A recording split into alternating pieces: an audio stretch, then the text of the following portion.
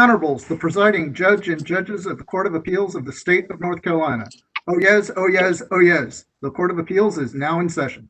God save the state and this honorable court. Good afternoon. Welcome to your North Carolina Court of Appeals. I'm Judge Chris Dillon. I'll be the presiding judge today. And with me are Judge Richard Dietz and Judge Lucy Inman. Today we have one case on the calendar that's been held over for quite a while, and we apologize for that. But we'll get started. The case is C Investments versus Auger et al. And so we will hear from the appellants. If you're ready to proceed, let me know if you're going to divide your argument and if you'd like to reserve a little bit of time for rebuttal when you get started, so I can note that. So we'll hear from the appellant. All right. Well, may it please the court. My name is Ken Davies, and I represent the appealing defendants in this case: Herb and Arlene Auger, Eric and Gina Craig, Dr. Steve and Janice Izzo, and Dr. Ash and Mrs. Jabeen Irazi. They all own lots and live in the neighborhood called Country Colony. I also represent the appealing plaintiffs, Ward and Margaret Williams, Michael and Catherine James, Strawn and Susan Cathcart, and Mark and Noel Mahoney in the joint amici brief filed with leave of the court in the Williams versus Reardon case, now pending before this court. The amici brief was also signed by Mr. Richard Vinroot, who's seated to my left, representing himself and his wife Judith, and by James Smith, seated to my right, who represents 36 neighbors who live in Eastover here in Charlotte. With the permission of the panel, we'd like to divide our time: 15 minutes for myself and 10 minutes for Mr. Vinroot and Mr. Smith, with 5 minutes reserved for rebuttal. And also, with leave of the court, we'll all sit for our arguments. That's all right. Oh, that's fine. That's absolutely fine. Thank you. Well, in this declaratory judgment action, the plaintiff developer seeks to have declared null and void all but one of the covenants applicable to the uniform scheme of development for the neighborhood called Country Colony, which covenants are contained in one document recorded by the developers of Country Colony, Mr. and Mrs. Henry Newsom, in 1952, and that's at appendix page 3 of the appellant's brief. In each of the outconveyances of the 11 lots in Country Colony, the Newsoms imposed these restrictions uniformly upon each grantee and all subsequent owners. The trial court below applied a narrow interpretation of the relevant exemption to the Marketable Title Act to declare all the Country Colony scheme of development restrictions null and void, other than the sole residential use restriction. So, of 9 restrictions which form the scheme of development, all were voided by the trial court except for one. The issue of the proper interpretation of the Marketable Title Act exemption has been extensively briefed, and we appreciate the court allowing all the amicus briefs. So I don't know what else I can add, except I would like to focus on 3 important points. I mentioned 3 important points and focus on one of them. Point number 1, the exemption 13 to the Marketable Title Act applies broadly, we contend, to covenants which are, quote, applicable to a general or uniform scheme of development.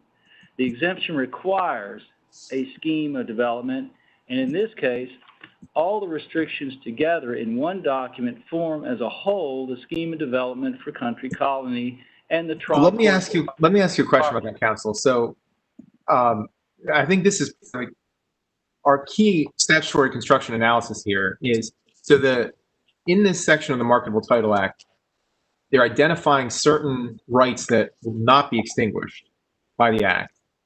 And so number 13, I want to see if you'll agree with me with this interpretation. So the subject of number 13, the thing that is not being extinguished, are covenants.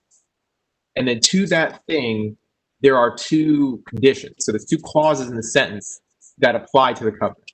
The first, as you mentioned, is applicable to a general or uniform scheme of development. Then there's another one which restrict the property to residential use only. So covenants that satisfy those 2 things. Do you agree with that interpretation?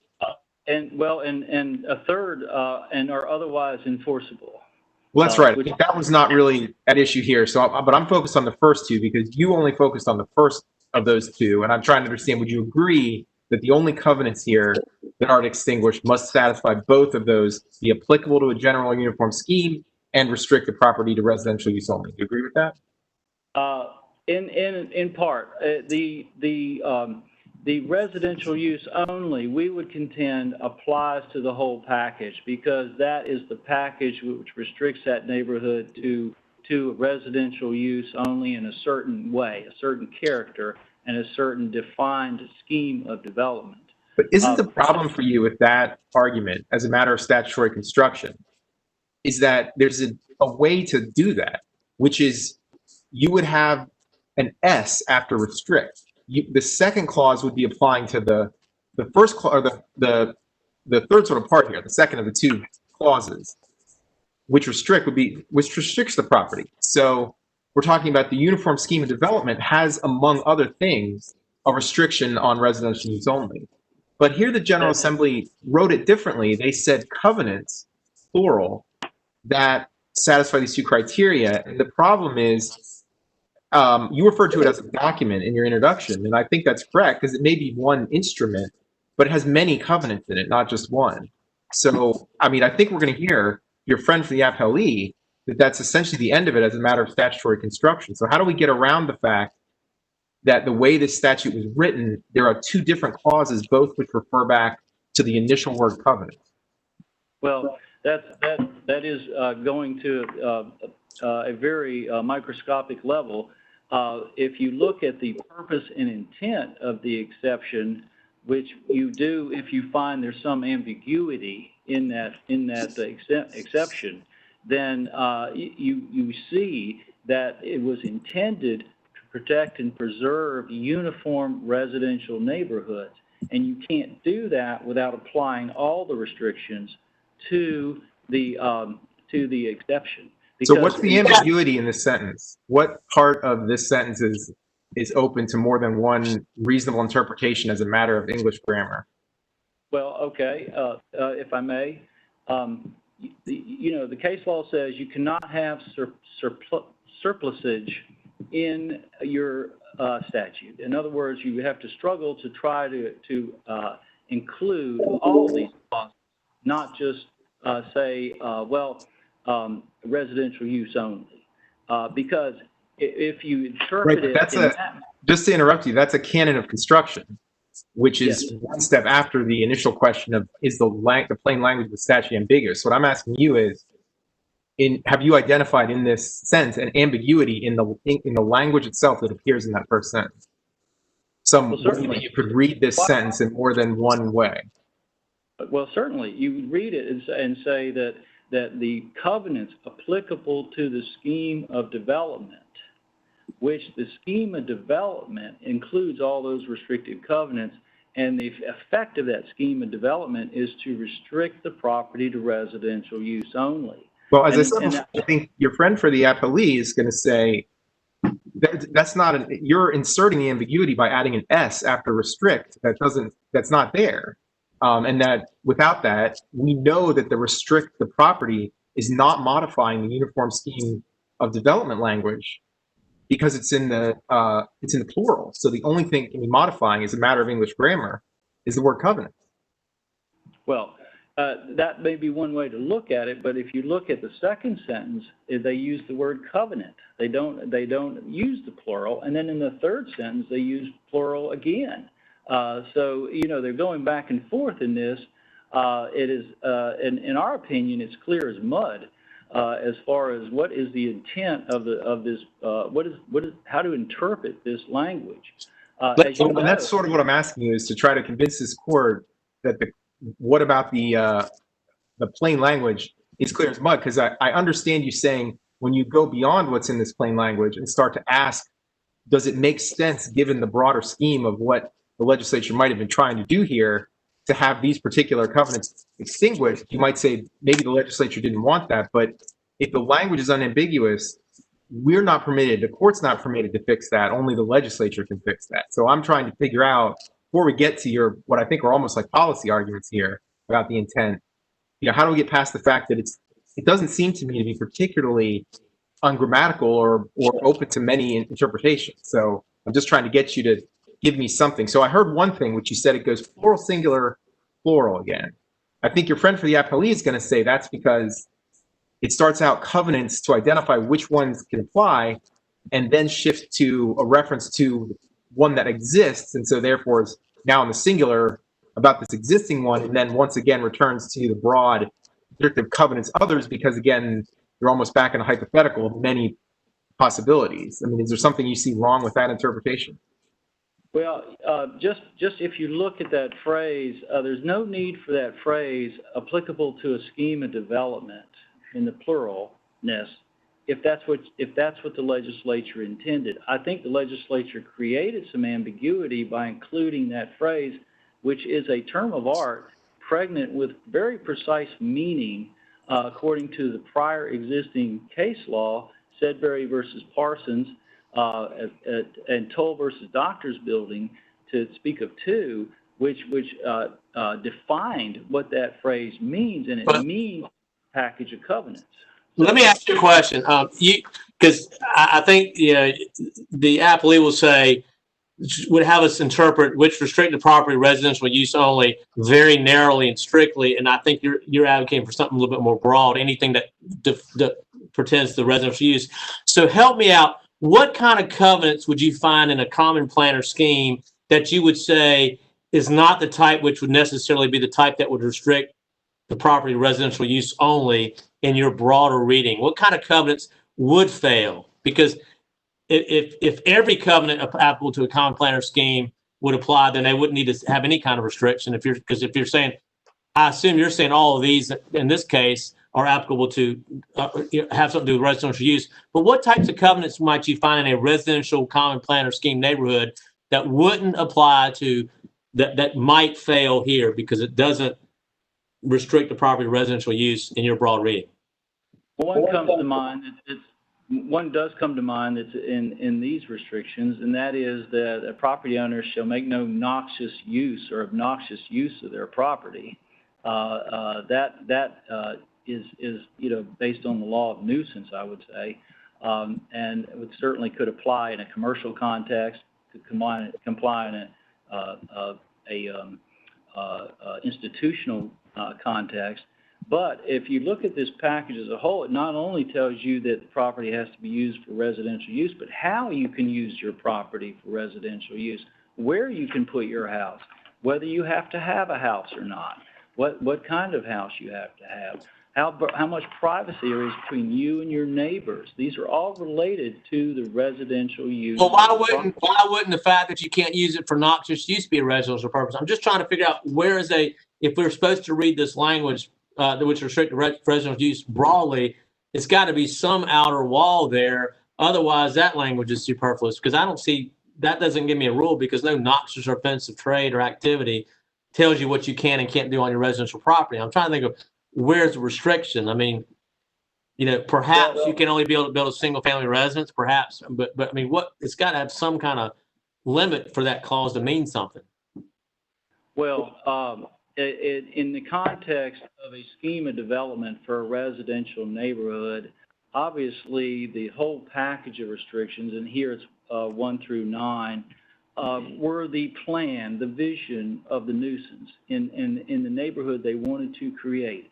A neighborhood of large lots, single family homes, residential use only, with a lot of space, something that my clients bought into and depended on in their acquisition of their properties.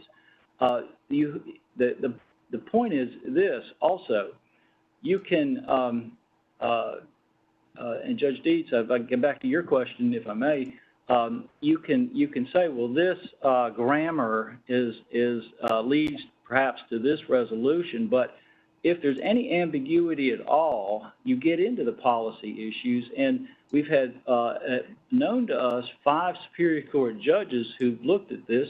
2 have said that it is all-encompassing because it is plural covenants and other reasons. 3 have said no, it's not. We have 10 or 20,000 words on these three sentences, so I would argue that there is that ambiguity, and you do get past that that initial stage.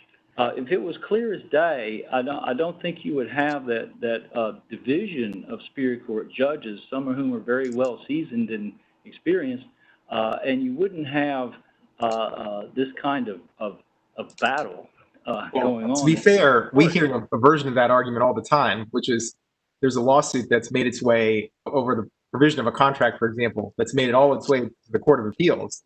Parties arguing about it, and then they'll then say, well, the fact that we disagree about it and we're here means that there has to be an ambiguity. In many of the cases, we say there's not one. I'm not sure that our colleagues in the trial division are, in any different position. But I want to get back to Judge Dillon's question, which I think is a very important one, and that is, if I would like to say how in this situation, if we look at covenants applicable to a general or uniform scheme of development, and I understand your argument to be then that as long as one of those if you have a list of numbered covenants, and as long as one of those is mentioning residential use, it's sucking in others that are part of that.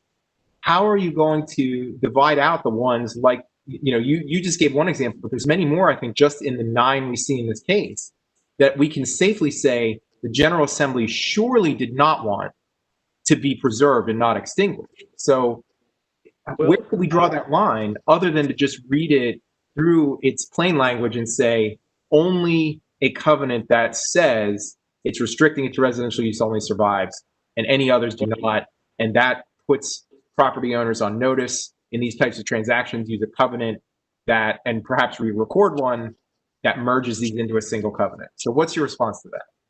All right, Judge Dietz, if the legislature had wanted to redline or blue pencil out all the other restrictions of the scheme, then they wouldn't even need to mention the scheme. They would have just said covenants which restrict the property to residential use only.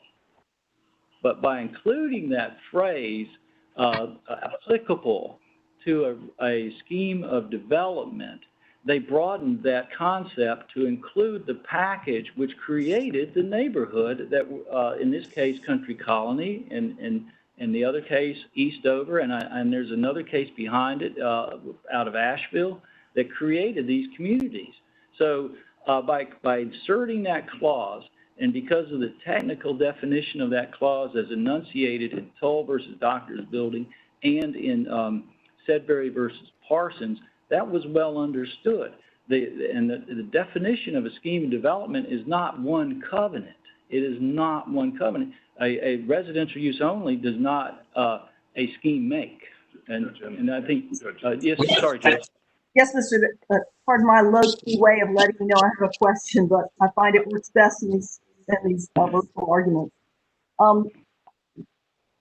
Given what you're saying, I'm still having a hard time with the grammatical issue that Judge Dietz raised, and I know it may seem micro, but again, the word restricts. If you said the uniform scheme of development restricts the property, somebody would say, hey, wait a minute, you don't know English, right? I'm sorry, I didn't. In other words, I'm still having a hard time getting over the fact that the version of restrict in this first sentence is in the plural version, because I don't understand. I don't understand how we can create an ambiguity that would make this sentence ungrammatical. All right. You got 2 minutes. Oh boy. Okay. Yeah, yeah. You can take a minute to answer, then I'll give you your 10 minutes. Sir. All right. All right. We're being a little generous. Go ahead. Thank you. Thank you. Judge, Judge Inman, the language of that first sentence, if it did not have the clause applicable to a scheme of development, let's break it down that way, if we may. Covenants applicable to a scheme of development. That includes all 9 covenants, because that is the scheme of development. okay? But it's only covenants, I mean, again, this sounds circular, but it's only covenants which restrict modifying covenants, the property to residential use. And I know this seems very micro, but how is it that if we dropped out general uniform scheme of development, I'm having a hard time following how all 9 of these fit in that. Okay, well, the grammar is the grammar, but that interpretation renders superfluous that clause. And all the case law says you certainly should not do that. How do you take into account that phrase applicable to a common scheme of development? Why is it there if not to include the package which protects the neighborhood? Counsel, I'm a little bit confused. Let me ask you one quick question.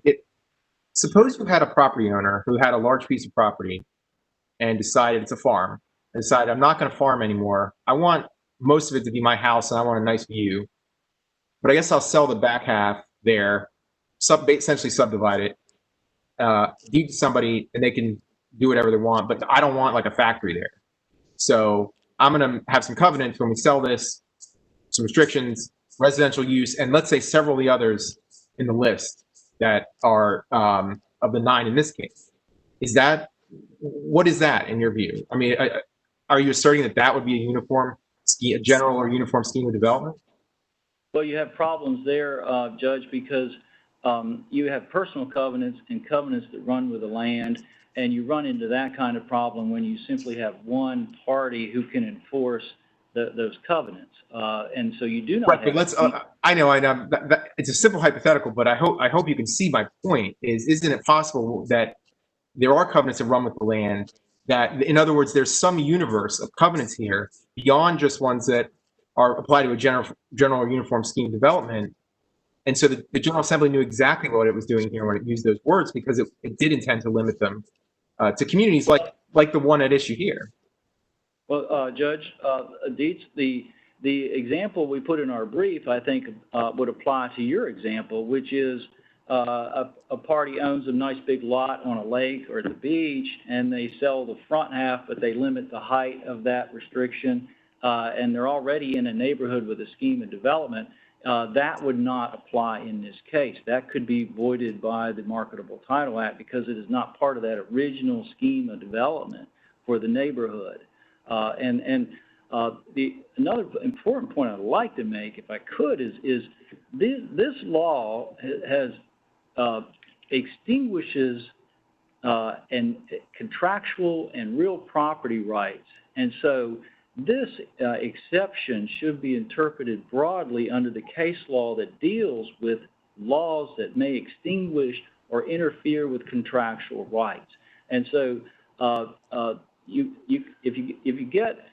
can get past the grammar issue, I think you'll reach the conclusion that policy and proper statutory interpretation requires that this be interpreted broadly, not narrowly, so as to avoid potential even constitutional problems. But essentially, the case law really urges this court to try not to interfere with those rights. And let's move on and get to the other 10 minutes. That's a point well taken. I didn't want to move on and let you go on too long. So. Thank you. Thank you all. I'm going to try to be brief, and I'm watching this clock and I'm concerned, so apologize. Yeah, don't worry about the clock. I'm keeping time, so don't worry about it. But most of your time so far has been my time, so Judge Dillon is not going to penalize you for that. I want to concede this statute is not a model of consistency. But I want to tell you that Mr. Adams and his clients are trying to have sentence number 2 swallow sentence number 1. We urge you not to do that. We urge you to look, for example, and I've mentioned this, and we've mentioned in our brief, at the Coholan case about 10 years ago, where 3 of your brethren and sisters looked at this statute and saw a case come up from Judge Boner at this court in Mecklenburg County, where he construed the statute the way we want you to construe it. He thought there was significance to general scheme or plan, uniform scheme of development, and he said it.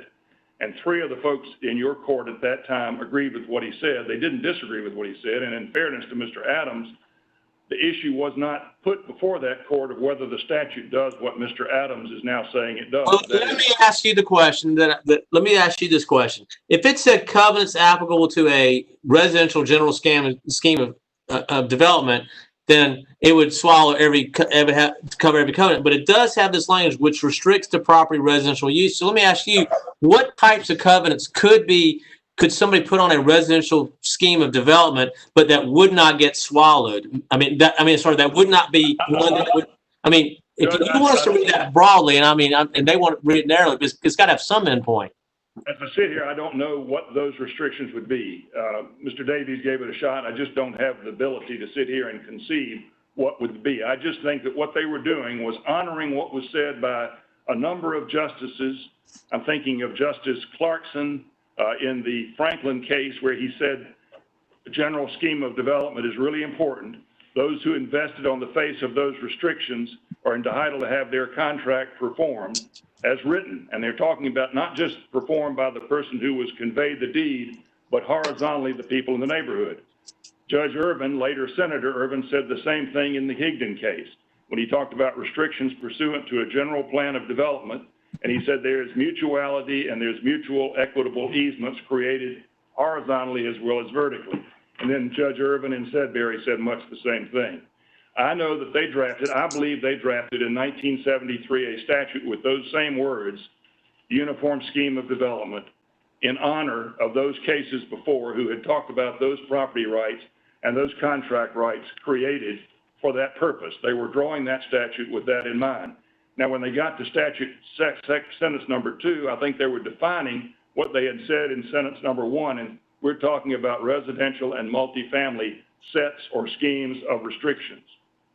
I also think that Webster from Wake Forest Law School and the other professors from Campbell College, McLaughlin, Hedrick, and Kent, agreed with what we're saying today. They said it was a broad exception, and they talk about it, if you go back and read Webster, in terms of the cases I've just cited to you by Judge Clarkson and Judge Higdon.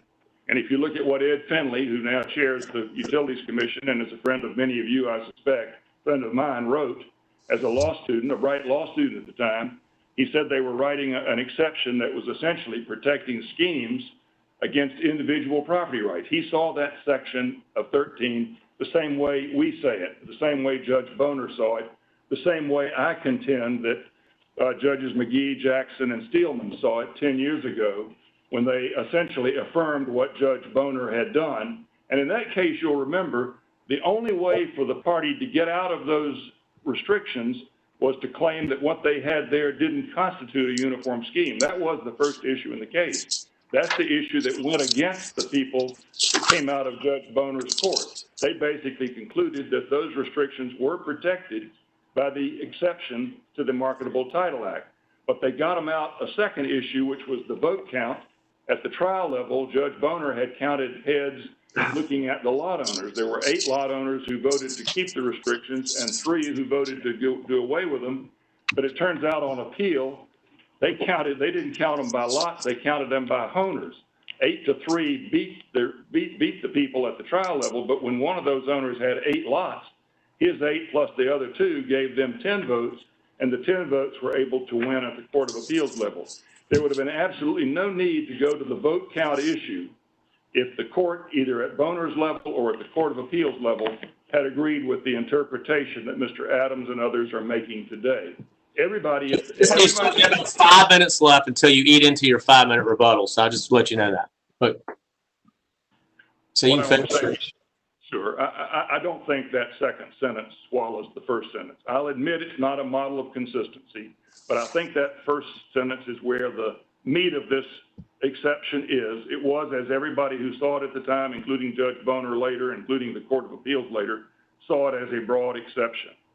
And let me tell you one thing that I'll finally say. The first case written about the uniform scheme of development was written by Judge Harriet Clarkson on the state Supreme Court.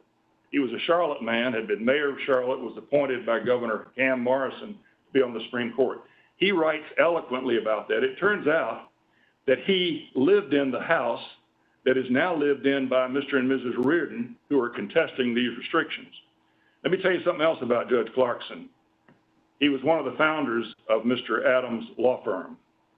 I think it's ironic today that we have the person who wrote eloquently about the importance of a uniform scheme of development, creating property rights, creating contract rights, and now folks in this court today are essentially people who either lived in the house he lived in or practiced in the firm he practiced in, contending that that phrase is not really very important and that it was swallowed. Let me jump in for just a second, as I know I've used a lot of your time, but I want to at least get your response to certain arguments. I think we're going to hear from your friends from the appellee that we haven't quite reached yet. So I want to follow up on another question, a line of questions that Judge Dillon had, and that is this idea that if you look at that second sentence that we've discussed, where it says, the accepted covenant may restrict the property to multifamily or single-family residential use or simply to residential use. One way that you can interpret that is that again is reaffirming the interpretation that your friends for the FLE have, that the only thing that can happen here is a restriction of residential use, because then they have the second sentence that says, and actually you can go a little bit further. You can do multifamily, single family. But your interpretation is going way beyond that. Your interpretation is essentially adding another sentence that says the accepted covenant may also have a whole bunch of other things, like restrictions on setbacks and subdividing and various other things. And how do we do that without, as to sort of riff on your own argument, make that sentence superfluous? I don't think you can have a scheme without setbacks and sideline restrictions and all the other things that are in the restrictions before this court. I just think a scheme of restrictions is not the one that's protected by this statute unless it is a residential or multifamily neighborhood. Well, if that's true, because certainly you could have a scheme that restricted to single family or multifamily. Would you agree with me about that? Yeah, sure. So why would then the legislature bother to say that? If your interpretation is correct, it's obvious that you could have a scheme that's restricting to multifamily or single family. So why say you can do that? I'm sorry, I'm talking over you. No, I'm sorry. It's WebEx, and even people talk over me even when we're in court. So go ahead. I'm sorry. I don't think they would have needed anything but the second sentence if it were to be read the way Mr. Adams would read it. I think the only way to read this thing is to start with the first sentence, realize it's very important, and realize that the second sentence was trying to qualify it. And I'll admit they didn't do it in a very articulate way. I wish they had said it clearer. I hope they will in the future say it clearer. But I am absolutely confident that what they were trying to do was honor what Judge Clarkson and Judge Irvin and also Judge Buck Wainwright said when he said in Roy White, it's so important that you've got to bring in all the neighbors to defend it. That's why I'm here defending my wife, the most important client I've ever had, and hoping that I will save for her and for myself our restrictions in the neighborhood in which we live, which we think were in fact preserved by paragraph 13 of that act. And I would urge your honors to construe it that way. I've gone over my time. I apologize. I'll pass to Mr. Smith. And you can take a couple minutes. I beg your pardon, sir? Go ahead. Yeah, you can take a few minutes. Go ahead. I'm Jim Smith. I'm a member of the Mecklenburg County Bar, and I represent 36 homeowners in the Eastover neighborhood in Charlotte. My clients and well over 100 other Eastover residents were brought into the Williams versus Reardon lawsuit as necessary parties because they all have the same residential restrictive covenants in their chains of title, just as the Reardons and the Williams have in their chains of title. My clients are united in interest with the Williams plaintiffs in the Williams versus Reardon case. They all seek to preserve the residential scheme of protective covenants that's at issue in these cases that arise under the Marketable Title Act. Well, so I guess I had one more question I didn't get to, so unfortunately you're going to have to answer this one. So one last question, again, following up on a line, I think this is where Judge Dillon was headed in his questions is, you've got the no noxious or offensive trader activity. You've got, no trailers, no tents, no shacks. How do we figure out which of these survive and which don't? And because there seems to be no guidance whatsoever on this, except for what's in the plain language, which would tell us, well, it's multifamily, single family definitely survives. if there's that in addition to residential use. But where are we going to draw the line? Because, as you point out, with the number of other amici that have come into this case, there's probably a lot of these sorts of covenants out there, and we're going to have to, this case is certainly going to be published and have precedential value beyond just the parties here. So how are we going to figure that out? I don't have any better answer to that question than my colleagues did, except to say, I don't think that issue really arises directly in the Eastover case with which I am most familiar. Have a situation where you have a series of a comprehensive scheme of development, dealing with residential use only. And the question is, well, what does residential use only mean? What residential use only means in the context of this scheme of development that has come before this court, in the Eastover case at least, is that you have restrictions on side yard setbacks, front yard setbacks. You can't divide and subdivide lots. You can't have apartment buildings, et cetera, et cetera, et cetera. They are all part of a scheme of development whose sole purpose is to preserve the residential character of this neighborhood. Now you have the Marketable Title Act that purports to nullify such general schemes of development, and it leaves you only with the so-called fig leaf of residential use only, and that's the only one that survives the Marketable Title Act. Well, I would argue, Your Honors, that statutes in derogation of vested property rights should be most strictly construed. In this case, my clients and roughly 150 other residents of Eastover have all contracted and covenanted with each other to preserve the residential character of their neighborhood. It is a vested property right that they have all paid for and that they all expect to be, protected and preserved. Now you have a situation where, because of some grammatical issues, as Justice Dietz has pointed out, that all is in danger of going away. I think that misses the central point of this whole argument, which really is, what was the purpose and intent of the legislature in putting this together?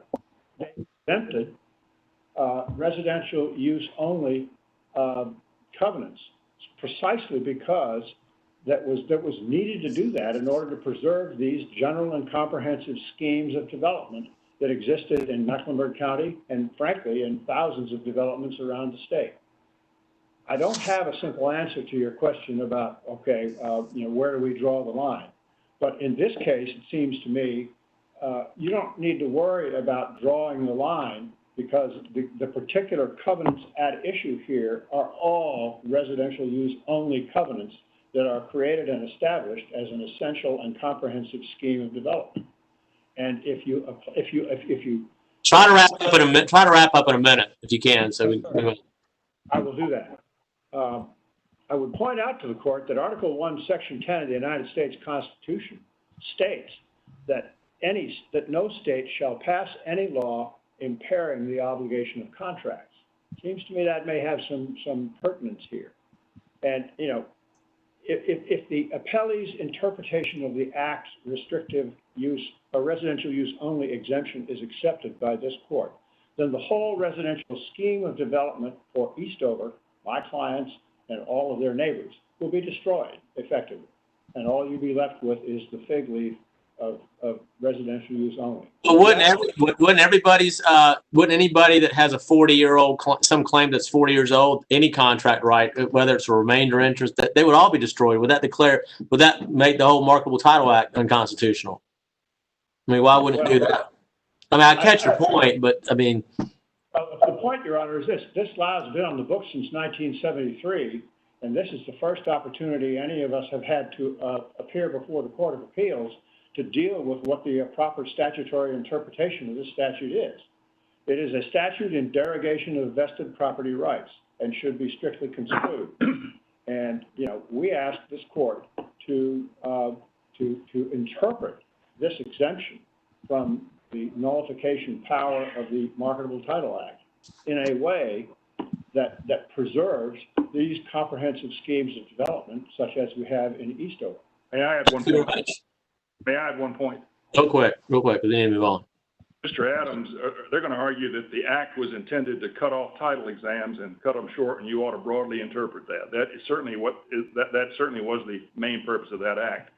The main purpose of that exception was to save uniform schemes. You can't have something good for the goose, broad interpretation, and not a broad interpretation of the exception of what they were also trying to save when they stuck 13 in that act and said, save these uniform schemes.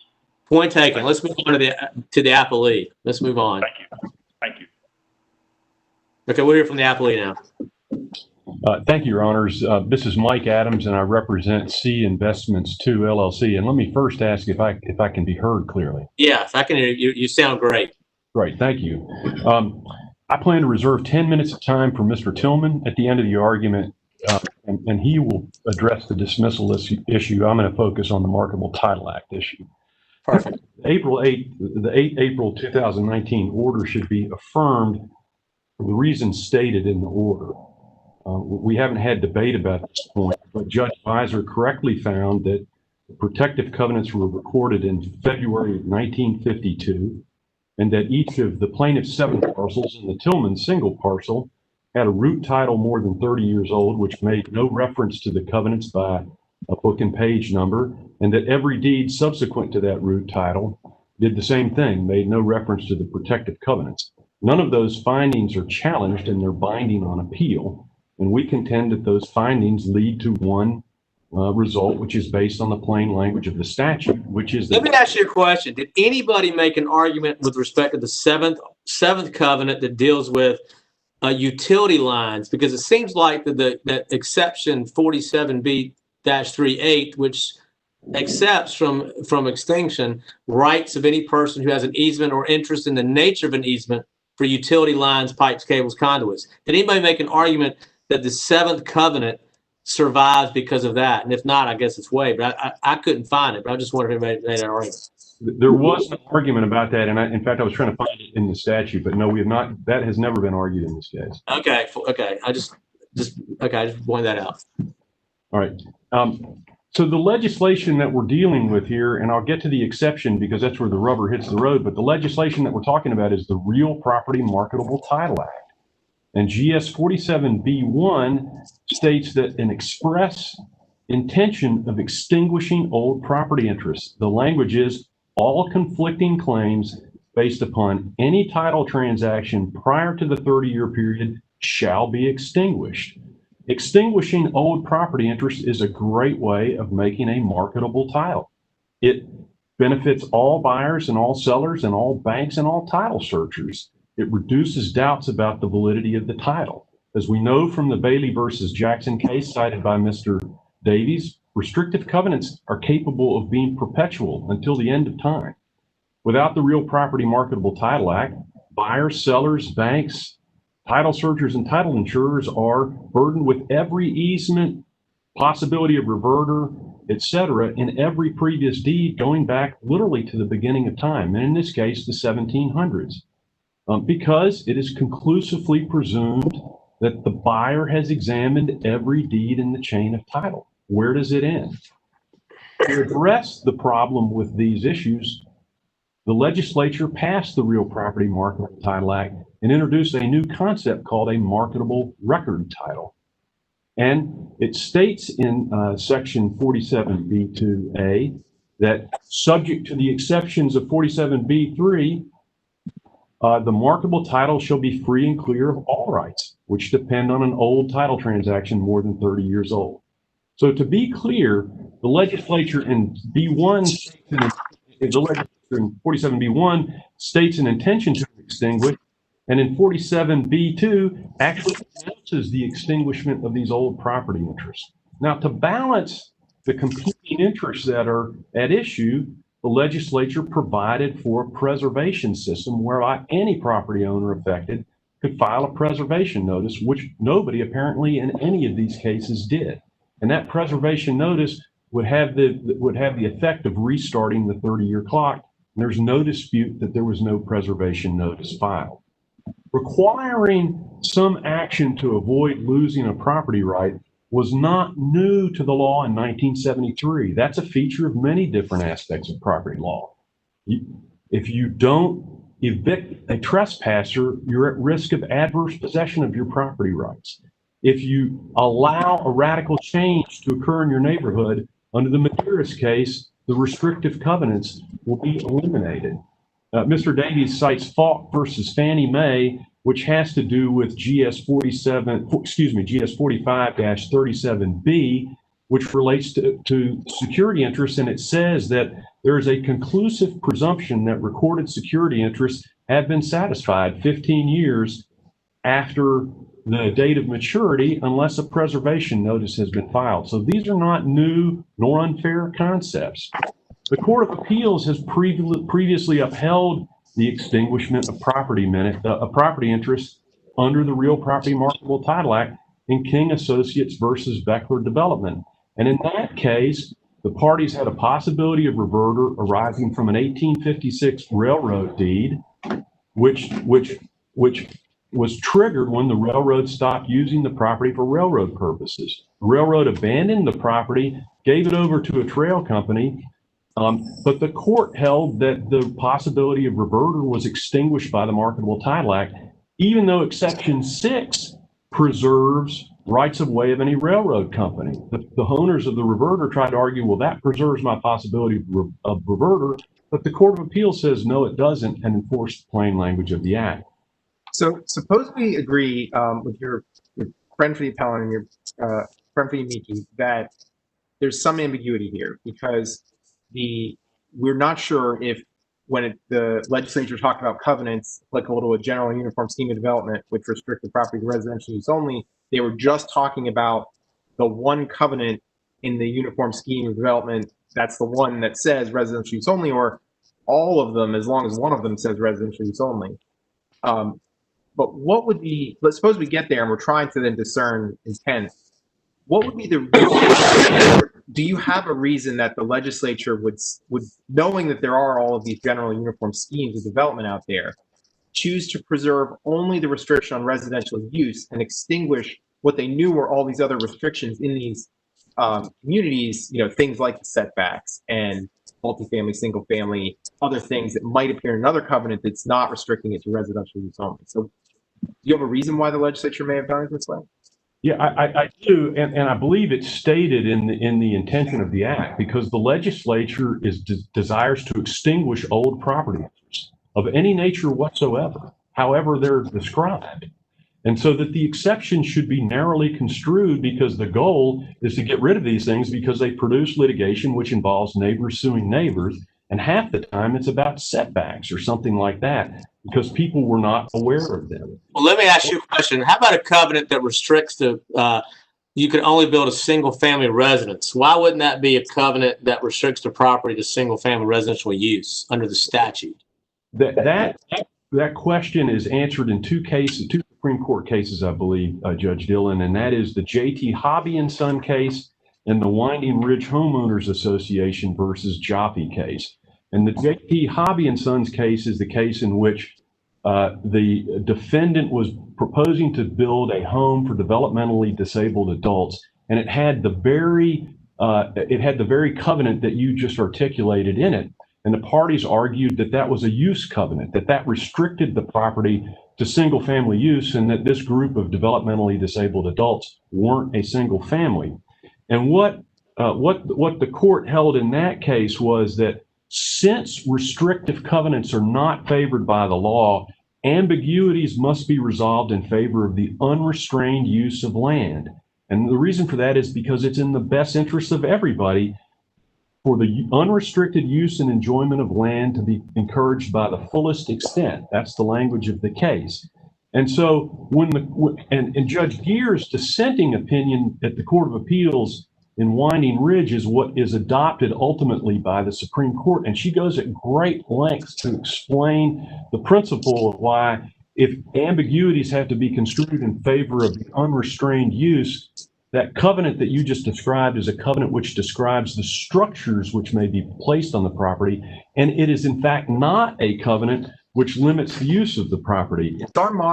This modern distinction between structure and use covenants, did that exist at the time of the enactment of the Marketable Title Act? I don't recall the cases that J.T. Hobby and Sons relied upon to reach that result. But Yeah, JT it seems like it didn't. And I think one argument you're going to hear from your friend for the appellant in the rebuttal is this is exactly the second covenant here is like the paradigm example of the problem, because it certainly seems like the legislature wanted here to, if this was a community of single family homes, to not extinguish the restriction that you can't build a giant condominium complex on, although that may be residential. It's got to be single family here. But the aggressive textualist interpretation of the statute would permit that because it would extinguish these structure covenants if they're split off from the residential use restriction. Should we be concerned about that, or in your view, is that not something that should trouble us?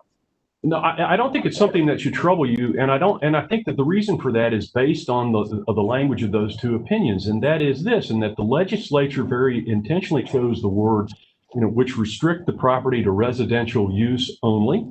So we know that what we're talking about is a use restriction, not some other type of restriction.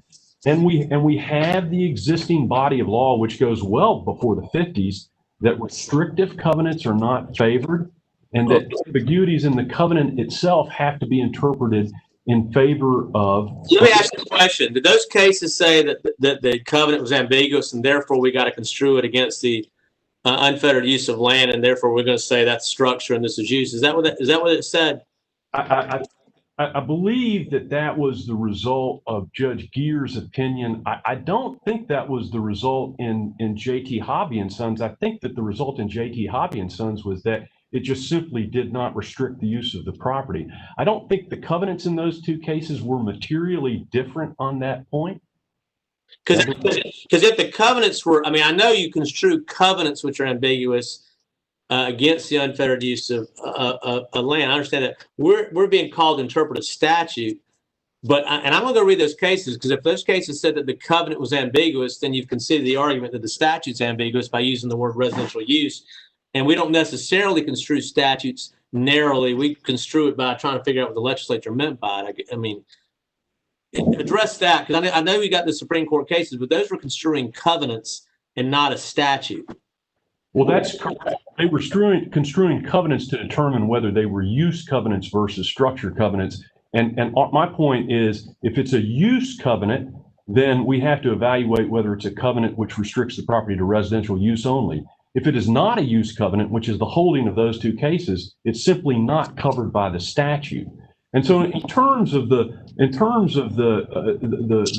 statutory construction principles applicable to this exception, we have a broad statement of the legislature where the goal is to eliminate property interests, and then we have exceptions. And it strikes me that under that scenario, exceptions should be narrowly construed rather than broadly construed, because the exceptions don't fall within the purposes of the act. The exceptions are exceptions to the goal of the act, which are to eliminate the old property interests, which lead to so much litigation you can't possibly read all of the cases about setbacks and covenants out there. In the Sedberry versus Parsons case, it was a case in which there was no uniform scheme of development. So when we look at why the legislature chose covenants applicable to a uniform scheme of development, there's an important thing going on here, because it's only those restrictive covenants that run with the land. If the covenants aren't applicable to a general or uniform scheme of development, then they're deemed to be personal covenants, and they expire upon the death or the dissolution of the grantor and the grantee, who are the only parties that can enforce those covenants. So if I don't have a common plan or scheme, I can still sell my side yard and say, you can only do this, and it shall run with the land, and it shall benefit my tract forever. I can put language in there to make it run for the land, even if it's not a common plan or scheme, can I? I believe that the cases make it clear that the only covenants which can be enforced by distant parties, in other words, the party other than the two parties to the deed, are covenants which are applicable to a general or uniform scheme of development. That was the holding in the, I believe it was the Cleveland County case. I've just lost myself in the notes, but there are two cases that we cited in our brief. Yeah, Craven County versus First Citizens Bank and Higdon v. Jaffa. In order for it to run with the land, it needs to be applicable to a general or uniform scheme of development.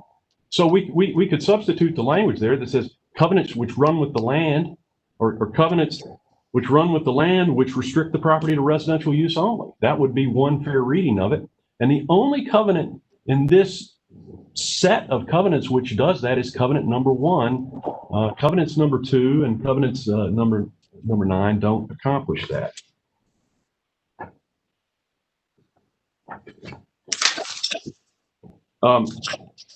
Your Honor, I believe that the appellant's interpretation can never explain the second sentence of the statute. And I believe that for a couple of reasons. First is that the first word of the second sentence is the accepted covenant. It's not the accepted covenants. And if the goal here was to produce everything in the bundle, it would have more naturally said the accepted covenants may also include single family or multifamily.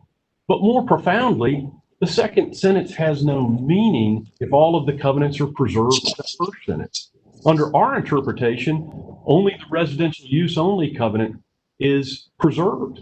And without the second sentence, there could be an argument that single family residential use only restrictions are not preserved. Only the residential portion is preserved. Well, I'm going to get back to the single family house, the structure, and I'm reading Judge Geer's dissent that got adopted, and she says that the structure covenant is at best ambiguous. It cannot be viewed as being clearly and unambiguously drafted. In the absence of requisite clarity, the ambiguity must be resolved. But we're construing a covenant. So by the legislature using the word restricted residential use, why can't that be at least be ambiguous whether or not they meant that covenants that restricted to a single family house structure would survive, or at least it's ambiguous in that regard. And if it is ambiguous in that regard, we're construing a statute and not a covenant. It's a different thing. We have to construe what did the General Assembly mean by it. And if their intent was to preserve the character of a common plan or scheme, and it's right there in the statute, address why at least those covenants wouldn't survive. At least the one that says it's got to be a house. Right. I don't think Judge Geer's opinion means that residential use only is ambiguous. I understand what you're saying. I think what she found was the language of that covenant in that particular case was ambiguous, and therefore it could not be interpreted as being a use covenant. But in general, Judge Geer had no problem understanding what a use covenant was as opposed to some other covenant. And residential use only, a covenant which restricts it to residential use only, isn't ambiguous. It means that the covenant itself must restrict the use of the property to residential purposes. The fact that the developer says you shall only build single family structures on the property doesn't limit the use of the property. In accordance with Hobby and Sons and Winding Ridges, it applies to the structure.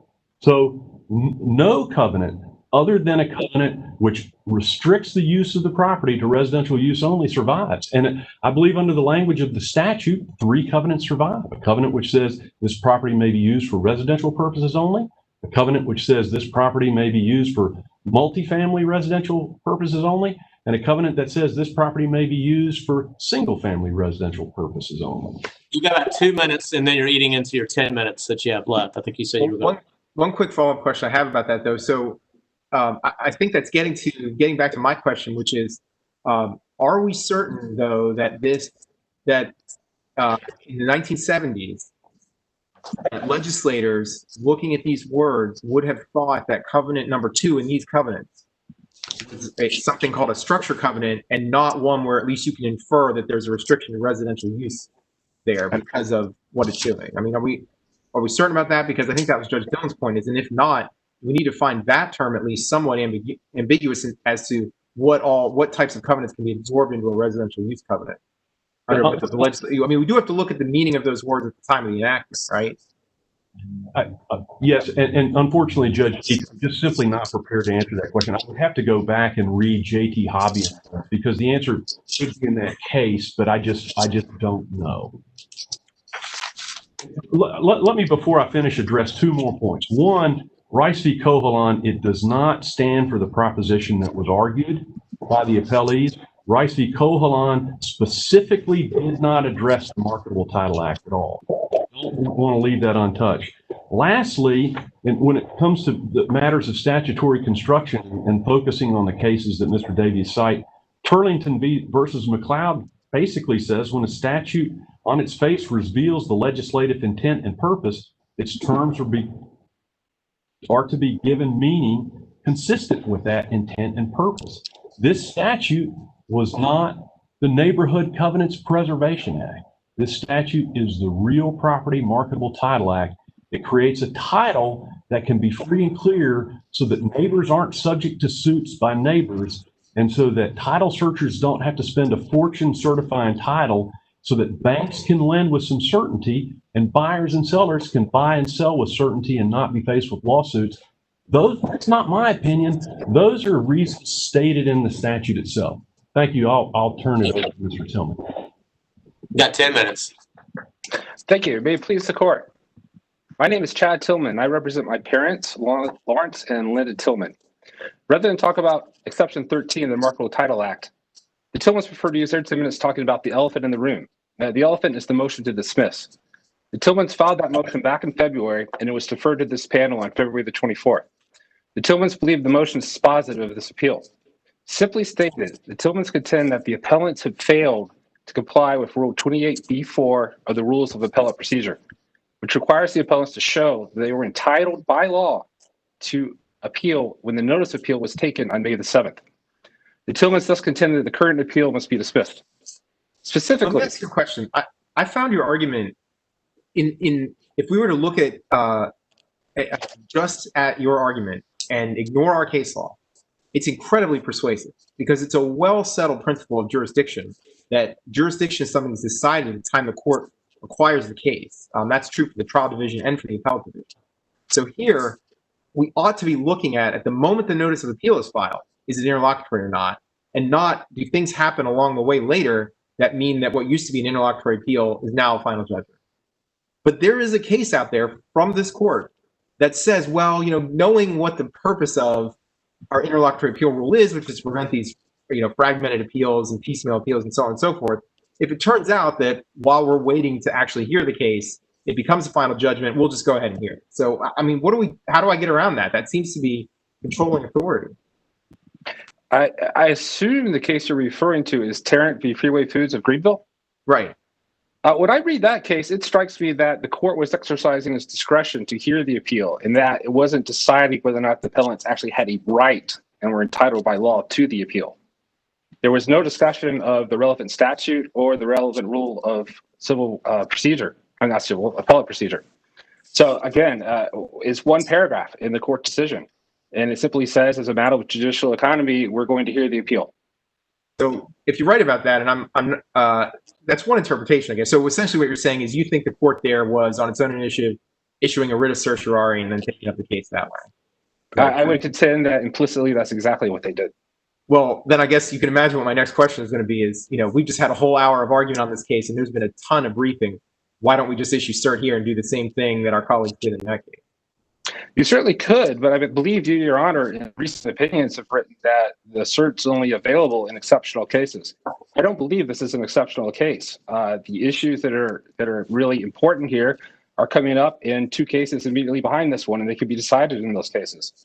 This is, in that context, this is really a routine case. I'd submit that the appellants have made numerous errors and that it's resulted in there being no appellate jurisdiction. They should have filed a notice of appeal when we voluntarily dismissed our claims and the interlocutory order became final. They chose not to do that. And when they filed their appellate brief, their principal brief, they should have stated why there was substantial risk at play here in the appropriate section in accordance with Rule 28B4. They failed to do that.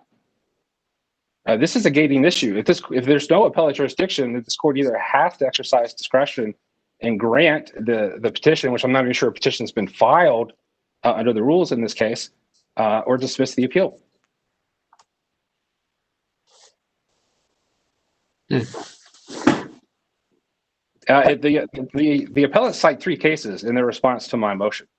Tarrant was one of the cases, and it was probably the most relevant, as you've noted. Combs, which is let's decide to that case, the Tarrant.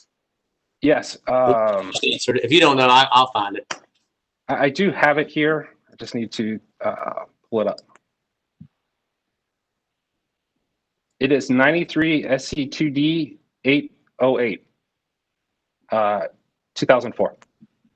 Do you have the North Carolina site, or you don't have that? That's all right if you don't. The COA is 03-210. Okay. Go ahead. I'm sorry. And the paragraph that I was referencing is found on, I don't see a page number, but it's right before heading number 2, wrongful termination in violation of public policy. And it simply states the court found that at this juncture, we believe the interest of justice would be would be furthered by hearing the appeal. All the claims and judgments are final with respect to all the parties. There's nothing left for the trial court to determine. Therefore, the rationale behind dismissing interlocutory appeals, the prevention of fragmentary and unnecessary appeals does not apply in this case. In fact, any delay on our part would impede rather than expedite the efficient resolution of this matter. For these reasons, we decline to dismiss the appeal and will consider the case on the merits. To me, that's a clear example of exercising their discretion to hear the appeal, and that they felt it was worth it in that case. It seems that is it your argument that for this court to for this court to review this case, that it would not serve the same purpose as it did in Kent? No, I would say that based on later precedent of this court, the question really should be, is this an exceptional case? Does it warrant the grant of a writ of certiorari? And in fact, have the appellants even filed a petition for such writ? 2 months ago, I'm sorry, go ahead. If we don't hear it and the appeal is dismissed, how does that function to serve the interests of the parties in the court to have this matter resolved? Well, the legal issues at contention here, which are important, will be decided probably a matter of months from now in the Eastover case, the Presiding case. It's my understanding that the law of the case in our situation will result in the covenants being found null and void by act of the statute, regardless of what subsequently happens. And then, presuming there's an appeal in that case, the same issue of first impression will come before us then? Yes, with Mr. Vinroot and Mr. Smith arguing it. And in fact, Mr. Davies, who's also counsel in that case. But my only point is if they're all here now, I guess I'm trying to understand.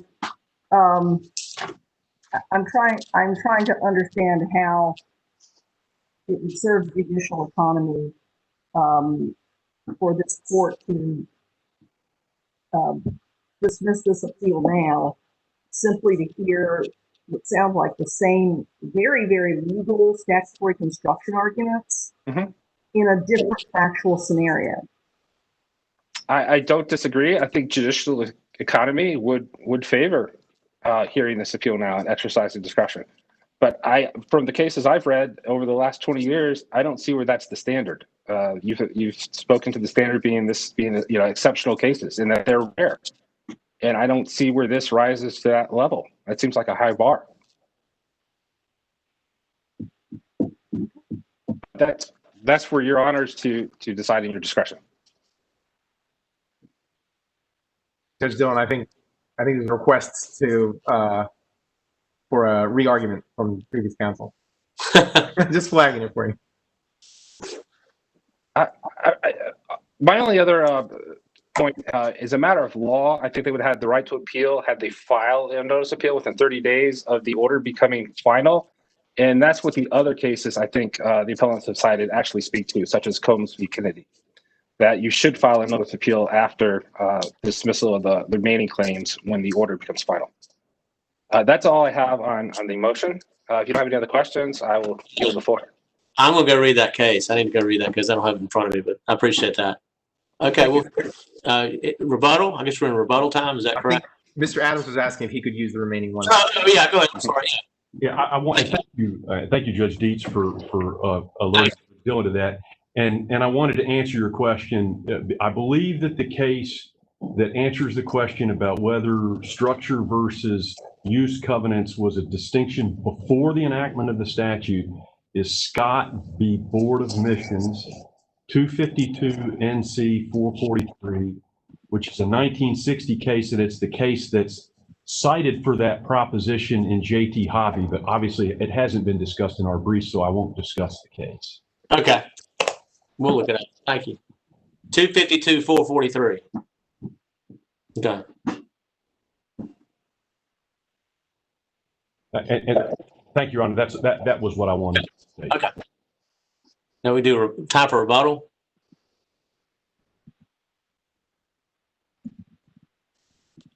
Judge Dillon? Yes. You there? Yeah, yes, yeah, thank you, yes. Judge Dillon, you had asked about that language in the first sentence. It occurred to me during the arguments, there is a better answer to that. As you know, from the legislative history, the concern was to protect residential neighborhoods. And that's why the exemption was added to the initial bill as it went through committee. There are sets of restricted covenants for commercial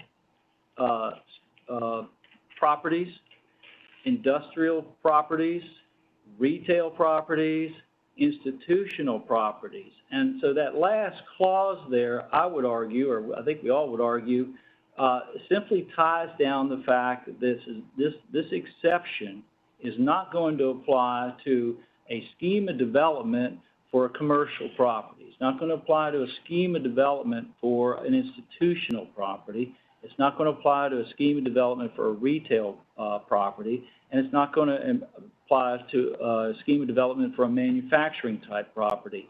The sole purpose of the exclusion was for residential properties, and so I would argue that that is why that clause is there, and that's what it was meant to do, which was to delineate that exception from those types of other schemes that are out there.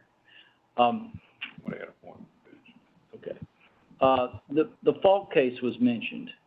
The Falk case goes to great lengths to discuss the law of contract in the life of the lien statute. And so they look at the statute that was in effect when the security interest, the deed of trust was filed. And in that case, they say that the law of contract applies to the time of the formation of the contract. So you have a whole series of conveyances over time related to that 1952 set of restrictive covenants. And so that is why we think that the impairment of that contract by the later enacted 1973 law can cause some real problems. And under appropriate principles of statutory construction, you want to avoid that. And that's that is the JVC versus City of Concord case, which we cited. Finally, as regard to the primary argument here, we're here, as Judge Dillon, as you said, to interpret a statute. We're not here to interpret the specific deed restrictions. So all that language about they should be interpreted narrowly, and if there's ambiguity, it goes to the landowner. That doesn't apply here. What applies here is the type of statutory interpretation principles that you would apply to any statute, and in this case, because it does extinguish valid property rights and interferes with contractual rights, that is why the point is that this should be interpreted broadly. I do agree that there's, and I hope you all agree, that as Mr. Vinroot said, this legislature could have been a little more precise in its language. But we have a lot of ambiguities here, and I hope you'll get to the intent of the legislature and the purpose. Can I ask you one quick question about that goes to an argument we heard from your friend from the appellant? So I think this is your strongest argument, the one you just articulated, that the covenants, the reason that which restrict the property to residential use only exist is because there could be, in theory, covenants applicable to a general uniform scheme of development that are not residential. So that is intended, that sentence, to limit them to those that are for residential use only. But as your friend for the appellee then argued, if that were the case, then the second sentence, that the accepted covenant may restrict it to multifamily or single family or just to residential use, that would have no meaning because, of course, those would be included. So what's your response to that argument? Well, number one, it is not limiting the first sentence. It is simply explaining the types of residential areas that are covered by this exemption. Because, frankly, there's a big difference between apartments and multifamily and which could be duplexes or triplexes and single-family neighborhoods. And that's how we would argue that should be interpreted, not as limiting, but as explaining the type of schemes that it applies to. And that's the argument that we would make there. And Mr. Vinroot, I think I know Ed Finley's only a law student and not a judge, but he did explain what they were doing in his view at the time, and that is they were setting up a system that protected these uniform schemes to govern county developments in Mecklenburg County. All these cases came out of Mecklenburg County, almost all of them, from the beginning to the end. There was no zoning out there, and these uniform schemes of development had the same effect: setbacks, sidelines, rear portions of your yard for utilities. All those things had the same effect as a zoning ordinance in the city of Charlotte did at the time. That was the purpose. Now, Ed's not a judge. Ed's only a lawyer, and he's only a law student at the time, but he did explain what they were doing, and interestingly enough, so did Mr. Webster, and so did the professors at Campbell College, who themselves explained what paragraph 13 meant to do. They said the same thing Ed Finley did. It was all to create a uniform protection in areas where there were no zoning ordinances. Yes, ma'am. Mr. Vinroot, I just wanted to give you an opportunity to respond to Mr. Adams' argument that the legislature struck the balance here by providing for this preservation system, and that if we were to agree with his argument, we're not just turning a deaf ear to the rights of property owners to preserve these kind of restrictions. We're just saying you have to file preservation notice. Well, sure. I guess you could go all over North Carolina and somehow let people figure out they've got to go to their neighbors and talk, in our case, 300 neighbors into, good luck on that. Good luck on that. That's not going to happen. No, I think what was going on there is that the legislature, when they added 13, was basically responding to the need to protect these neighborhoods all over the state, which had comprehensive schemes of ordinances or restrictions. That's what they were doing.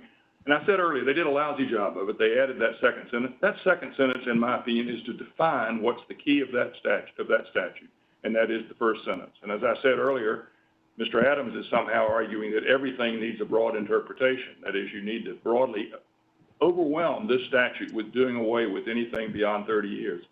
That exception deserves the same broad treatment as does that initial purpose. The initial purpose was that, I concede that. But the purpose of that statute was to save uniform schemes, and they were honoring all the things those judges had said over the years that gave value to those neighborhoods. That was their purpose. That's why there was no argument about it in Covalon. Everybody that got to that Court of Appeals understood that that's what that statute did. And the only way to save the day for those folks is to argue that that uniform scheme didn't fit into the exception. They lost on it. And Mr. Adams is right. They didn't foreclose this court deciding the statute means something entirely different. But there is any question that Linda McGee and the other judges that heard that case believed that our interpretation of that statute was correct. And the only way to save those folks is to argue they weren't a uniform scheme, or in the ultimate result, count the votes differently. That's what saved them. Thank you. Thank you. Thank you very much. Take 30 seconds. Go ahead. Just responding to Mr. Tillman, there's another case that the Stein versus Asheville Board of Education. It's 168 NCF 243. It is cited in our response to his petition to dismiss the appeal. It clearly states that, in reliance on Tarrant, that if the Court of Appeals is notified that there's no other claims pending, that the appeal should not be dismissed. And we even put that in the record that these other claims were dismissed well before the record on appeal was even filed with this court. Thank you so much for your arguments. We will take it under advisement. And this is a great argument. Thank you, guys. Appreciate it. Thank you. Thank you very much. Thank you very Thank much. you. Thank you, ma'am. Now what do we do? How do we end this? This session of the North Carolina Court of Appeals is now adjourned.